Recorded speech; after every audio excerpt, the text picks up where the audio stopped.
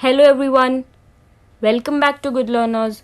This is Utkasha and our today's topic is empowerment of women and other weaker sections.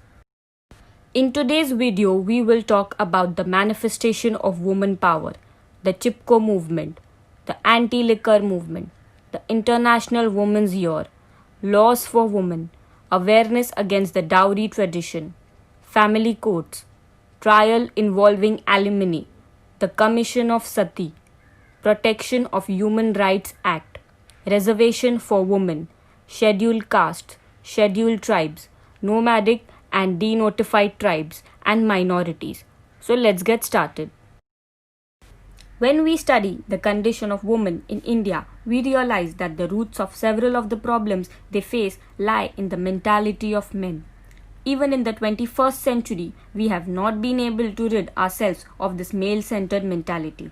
Vinoba Bhave made use of woman power in the Bhudan movement, which he had started placing his faith in Mahatma Gandhi's philosophy.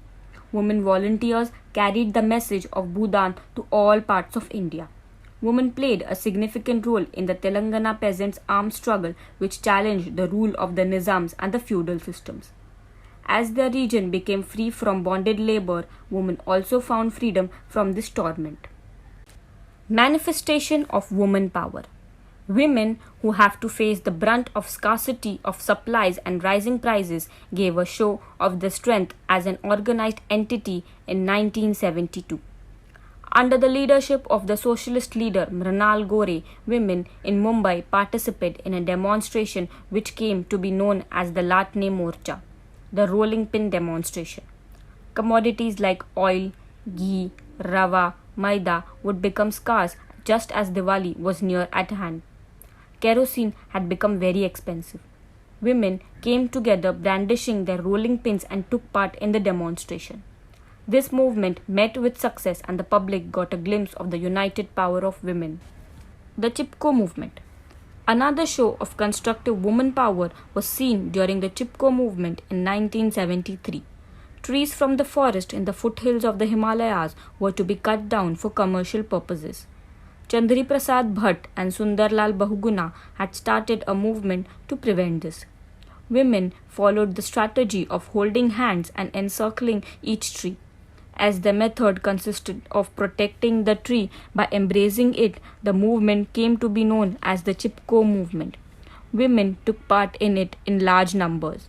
Women had a big role to play in the agricultural economy of this region. Gaura Devi was the activist who created this awareness among the women with the help of Sudesha Devi and Bachchani Devi. The anti-liquor movement. In 1992, in Andhra Pradesh, a movement was started against the drinking of alcohol. It received a good response in other states too. When the head of the household dies an untimely death due to addiction to alcohol, the family faces a serious crisis which affects women the most. Due to alcoholism, they have to deal with extreme sorrow and poverty. This movement got the support of the anti-Arak movement in Andhra Pradesh. As a result of a government policy, Arak dealers set up shop in every town and village. The poor laboring people began to get addicted to alcohol. At the same time, a literacy program was being run in the villages of the state. The Sitama Katha, Sita's story, was narrated as a part of this program. It was a story about Sita who creates awareness among the people of a village and gets alcohol to be banned from the village. In 1992, 3 youths of Dubugantha village of Nellore district in Andhra Pradesh drowned in a lake in a state of inebriation and died. At this instant, the women of the village came together and forced the closure of Arak shops. The report of this news in the local newspapers had its effect on many other villages. The movement spread to the entire state and the government had to adopt a strict policy against the sale of alcohol. The International Women's Year. United Nations had declared 1975 as the International Women's Year. The 3 aspects of this program were peace, development and equality between men and women. In 1975, the Government of India constituted the Committee on the Status of Women and appointed Dr. Fulrenu Guha as its chairman. A comprehensive survey was conducted on several issues faced by women.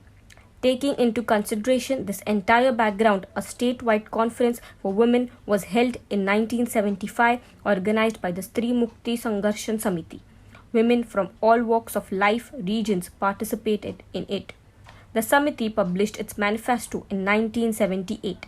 The policy of a struggle against discrimination on the basis of gender, caste, and varna was adopted. This gave rise to a collection of songs called Stri Muktichi Lalkari, a street play called Mulgi Zhali Ho by Jyoti Mapsekar, and a periodical called Prerak Lalkari, which became their mouthpiece, and other such programs.